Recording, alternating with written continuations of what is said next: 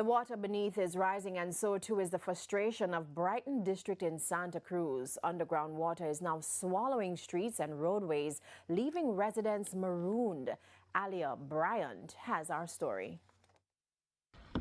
Rowing their boat gently down the stream, where roads once led to doorsteps. Where is all this water coming from? That's the question puzzling marooned residents of Brighton District in Santa Cruz, one of the communities now facing increased flooding as underground water rises to the surface.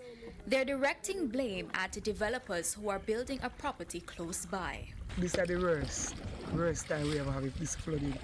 Half of the drain block up, so the water can't get to flow through. When you go up on the common over there, a pier dumping. So without the dumping move, we are going to drown around here. And after calling the authorities twice, their cries seem to be drifting away with the current.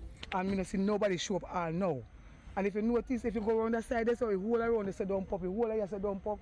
So there is no way for the water run. It's a feedback from me, so right now, see me here, so I can't hardly come out. This man is used to delivering water across St. Elizabeth, but now the tables have turned. The rising flood waters are delivering a fight of their own. Problem.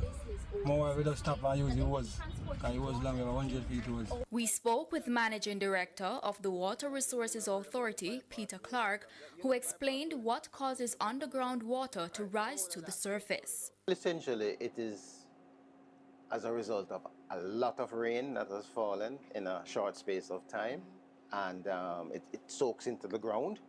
All our groundwater, underground water, was once rain.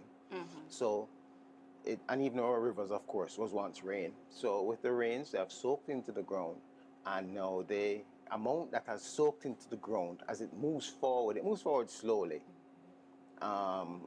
The amount that has soaked in is a lot more than the let us call it the aquifer, than the whole body of water can manage.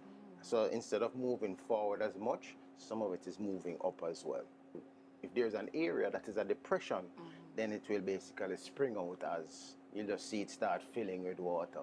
But unfortunately, after Hurricane Melissa, residents will have to wait for nature to take its course. The only thing we can tell you is if it is rising, at what rate it is rising, when it shall have stopped rising, when it shall have started receding, and then now once it's receding, at that stage now we can now look at that rate of recession and make a forecast. Mr. Clark is urging residents in communities that have transformed into rivers to stay away and remain cautious.